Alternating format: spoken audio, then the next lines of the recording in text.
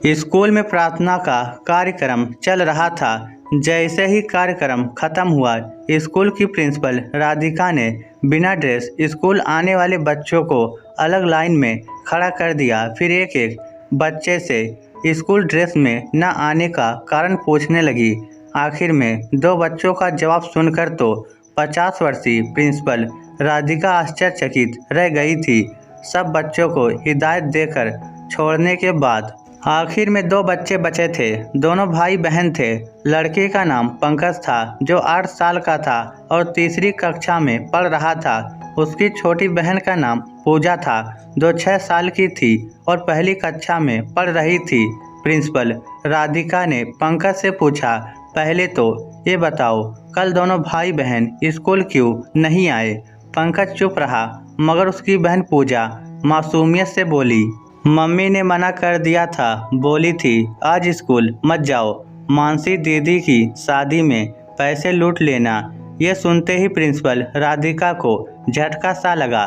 बच्ची ने मासूमियत और भोलेपन से ये बात कही थी, मगर इस बात के पीछे कितनी मजबूरियाँ और फकाकसी छुपी होगी, ये बात अनुभवी प्रिंसिपल को समझते देर नहीं लगी। अभी वह बच्चों के बारे में ज़्यादा कुछ नहीं जानती थी, क्योंकि 1 महीने पहले ही उनका इस स्कूल में ट्रांसफ़र हुआ था। वह पूजा और पंकज को अपने ऑफिस में ले आई। दोनों भाई बहन को ऑफिस ले जाने के बाद प्रिंसिपल राधिका ने पूजा से पूछा, बेटा फिर तुमने मानसी दीदी की शादी में कितने रुपए लूटे? बड़ा भाई पूजा को आंखें दिखा रहा था। पूजा 6 साल की बच्ची थी, ज़्यादा समझ नहीं थी, फिर भी समझ गई कि उसने ये बात मैडम को बताकर गलती कर दी, इसलिए वह चुप हो गई। राधिका ने प्रश्न बदलकर पूछा, बेटा छुट्टियों के बाद स्कूल खुले हुए 2 महीने हो गए हैं, अभी तक तुम दोनों की ड्रेस क्यों नहीं बनी? पंकज फिर भी चुप था, मगर पूजा बोली, मम्मी ने कहा है अगले महीने नानी के जाएंगे, तब नानी ड्रेस बनवा कर देगी। इतना सुनते ही भावुक प्रिंसिपल राधिका का गला भर आया। उसने डरते डरते फिर पूछा, तुम्हारे पापा क्या काम करते हैं बेटा? इस बार पंकज बोला, पापा नहीं हैं। मैडम ने फिर और कोई सवाल नहीं किया। उसने बच्चों को कक्षा में भेज दिया और काफ़ी देर तक अकेली बैठी सोचती रही कि उसे क्या करना चाहिए। प्रिंसिपल राधिका एक भावुक और दयालु प्रवृत्ति की महिला थी। इस तरह के प्रकरण उसे द्रवित कर देते थे। वह जिस भी स्कूल में जाती, उस स्कूल के सभी बच्चों को अपनी संतान समझती थी। बच्चों की पीड़ा और दर्द उसके हृदय को छलनी कर देते थे। अचानक वह उठी और चपरासी को साथ लेकर पूजा और पंकज के घर जा पहुंची। चपरासी को घर के बाहर छोड़कर वह अकेली अंदर पहुंची। अंदर का नज़ारा देखकर प्रिंसिपल राधिका का कलेजा मुंह में आ गया। घर के अंदर एक कमज़ोर सी 30 वर्षीय युवती खाट पर लेटी हुई थी। उसके सिवा घर में और कोई ना था। राधिका ने उससे नमस्ते की, फिर कहा, मैं आपके गांव के सरकारी स्कूल की प्रिंसिपल हूं। आपके दोनों बच्चे मेरी स्कूल में पढ़ते हैं। वह राधिका को देखकर सकुचाती हुई खड़ी हो गई। राधिका ने देखा, घर में एक ही कमरा था। उसकी हालत भी ठीक नहीं थी। जगह जगह से प्लास्टर उखड़ा हुआ था। कमरे के अंदर 2 पुरानी सी खाट थी, एक लोहे की संदूक और कुछ ओढ़ने पहनने के पुराने से कपड़े टंगे हुए थे। बाहर खुले में चूल्हा डाला हुआ था। राधिका खाट पर बैठ गई, फिर बोली, घबराओ मत, मैं आपके बच्चों की शिकायत लेकर नहीं आई हूँ, यूं ही आपसे मिलने आ गई। यह सुनकर वह कुछ सहज हुई, फिर पानी का लोटा भरकर राधिका की तरफ बढ़ा दिया। राधिका ने पानी पिया, फिर बोली, आपकी तबीयत कुछ ठीक मालूम नहीं पड़ती, बीमार हो क्या?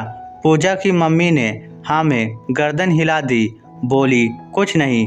राधिका ने उसका हाथ छूकर देखा, फिर बोली, आपको तो बुखार है, दवा ली क्या?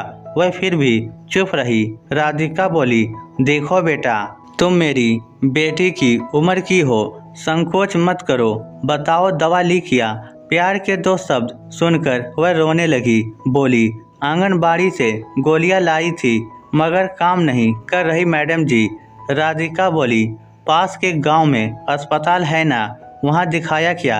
वह बोली, पैदल वहां जाने की हिम्मत नहीं है, गाड़ी में जाने के पैसे नहीं हैं, बाकी घर की हालत आप देख ही रही हो।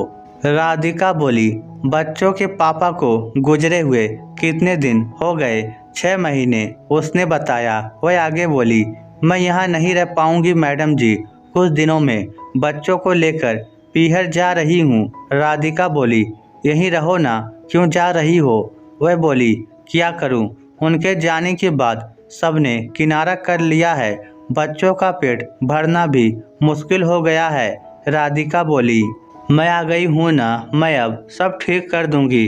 तुमने विधवा पेंशन योजना और बच्चों के लिए पालनहार योजना के लिए अप्लाई किया क्या। उसने कहा नहीं। राधिका अपनी गाड़ी में बैठाकर उसे अस्पताल ले गई। दवा दिलवाने के बाद घर छोड़ा, फिर उसे 2000 रुपये देते हुए बोली, मना मत करना, समझ लेना तुम्हारी माँ तुम्हें दे रही है। उसने झिझकते हुए पैसे ले लिए। उसके बाद राधिका ने उसके सारे डॉक्यूमेंट इकट्ठे किए और अगले दिन उसे समाज कल्याण विभाग ले गई। वहां जाकर उसकी विधवा पेंशन का फॉर्म भरा और दोनों बच्चों का पालनहार योजना का फॉर्म भरा। इतना ही नहीं, राधिका ने उसे स्कूल में बच्चों का पोषाहार बनाने के लिए कुक कम हेल्पर की नौकरी भी दे दी। अब पूजा की माँ के पास हर महीने 1500 रुपये विधवा पेंशन, दोनों बच्चों के 1,000 रुपये पालनहार योजना से और 2000 रुपये कुक कम हेल्पर की पगार आ जाती है। कुल मिलाकर 5500 रुपये महीने के आने लगे हैं। अब उसके बच्चे स्कूल ड्रेस में आने लगे हैं। वह राधिका मैडम को दिल से दुआ करती है, क्योंकि मैडम ने उसे उसके पैरों पर खड़ा कर दिया है। आज वह किसी पर बोझ नहीं है। राधिका मैडम जहाँ भी जाती है वहाँ अपने अच्छे कर्मों की खुशबू छोड़ आती है। दोस्तों, अपने लिए जिए तो क्या जिए, असली जिंदगी तो वही है जनाब जो किसी मजलूम के काम आ गई। बाकी पेट तो जानवर भी भरते हैं। इस स्टोरी को लेकर आपकी क्या राय है, नीचे कमेंट करके हमें ज़रूर बताइएगा। धन्यवाद।